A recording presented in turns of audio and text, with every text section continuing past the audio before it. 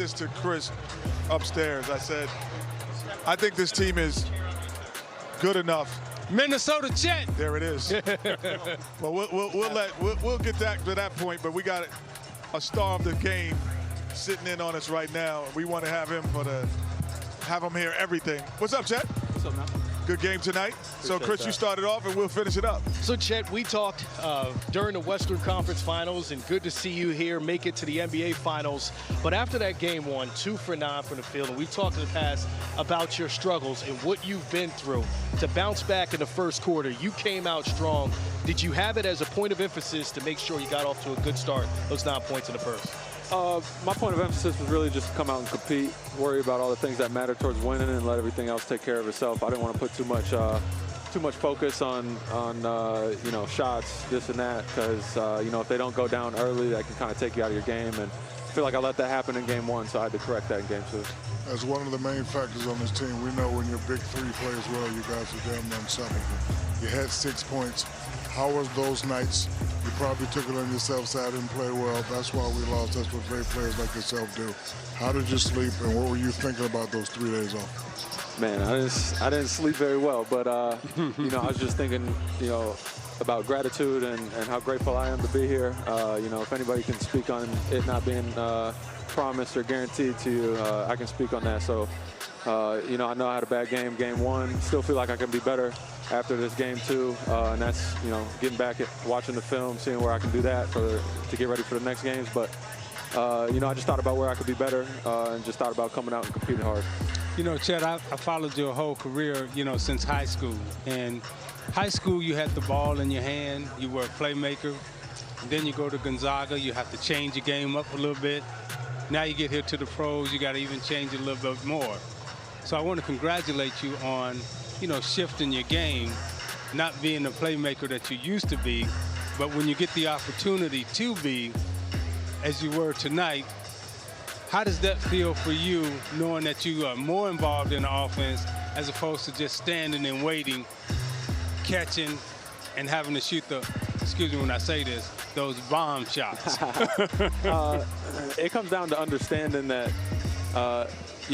I like to look at myself as a winner. Everybody's a winner until it's inconvenient. Can't shoot this shot anymore, can't shoot as many shots, can't dribble as much as you want. It's not about that. To me, at the end of the day, it's about winning, especially going through some of the stuff I've been through and how good our team is as well. It's not about coming back and trying to force my will on, what I want to do out there. At the end of the day, it's about figuring out how we can win and trusting that over time things build out. As I continue to work on my game, as I get better at things, as the team, continues to improve and find different areas to be better. But at the end of the day, winning's at the forefront. So yeah. Again, congratulations, firstly. But you made a great comment, Chet. A lot of players hear it. Impact winning. Be specific on what Chet Holmgren does that impacts winning. It's a million things out there. From defense, having your guys know that you got their back when they get beat. You're at the rim to have their back, and that allows them to pressure up, play to get some steals, get us out in transition. It could be, spacing the floor, moving without the ball, attacking a bad closeout, shooting when they close short. It's a million things. Talking, that's a big one in the game, out of the game, doesn't matter. Getting your guys on the same page. I could sit here and talk all night about the things that really matter to winning.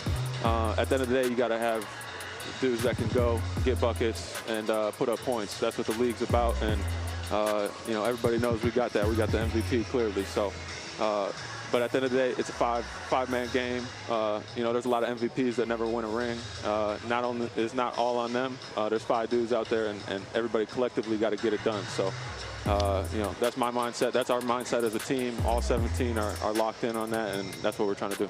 We know you play with the MVP, but do you say to yourself, like, for example, I need to average 15 a game, 10 rebounds, 3 blocks? Do you set goals like that for yourself, or do you just come in? Of course, I set goals for myself, and, I even said it tonight. I don't feel like I had a great game tonight by any means. I was impactful in areas, but I got to continue to get better. And over time, at the end of the day, You know, you can't just look at numbers and be like, I want to put up these numbers. It's, you know, you got to work to be able to do this and let that follow. Chet, talk about the emphasis tonight on rebounding. You guys were, you know, severely out-rebounded the last game, and it seems like there was a concerted effort by everyone to rebound the basketball better, limit Indiana's offensive putbacks. Yeah. Was that a focus on the board and on the game plan tonight? Yeah, there's always got to be a focus on the boards. At the end of the day, you can't get out and run and try and score points if you can't close possession, especially the way we play defense. You know, sometimes there's some really tough shots shot at the end of the shot clock. So, you know, there's some tough rebounds coming off. You know, we got to track them down. But I don't think the stats tell the full story in the last game. You know, we forced a lot of turnovers. And, you know, when a team turns the ball over, there's no shot on the rim to go get the rebound. So I don't think it tells the full story there. But every game, no matter what the last game looked like, there's got to be an emphasis on the glass. We got to close possessions out so that we can get to the other end. You know, lastly, there are guys in the league that we call unicorns or have been called unicorns. Year one, Porzingis, Wembanyama, and if you tell Shaq, Bobo, Bobo is one of them. My boy, Bobo. If you say it. But in this era of basketball, how impactful do you feel that you have to show all of your versatility and be that mismatch every time? Do you pay attention to who's guarding you and when they're guarding you? Yeah, at the end of the day, whether you're on offense or defense, you got to know who you're guarding at that point in time, especially against a team like this. You get cross-matched in transition. You got to know what they're trying to do on both ends, how certain players close out to you. Slower players will usually close short, try to gap the drive, and get a late contest on the three. Some of the quicker players will try to close out quicker, but they're usually shorter, so you got to think shoot over the top. But it's just that's why the game's so quick, and there's so many things that, you know, the average fan wouldn't think about that's going on out there, but you got to be able to kind of figure all that out on the fly and make plays. Minnesota Chet. Yeah, Chet Holmgren, just 3 years removed from being the second pick in the draft. Now just 3 wins away from potentially being an NBA champion. Thank you for your time. We appreciate it, Chet. Appreciate it. Thank you. Way, baby. Thank Proud you. of you, man. Appreciate it.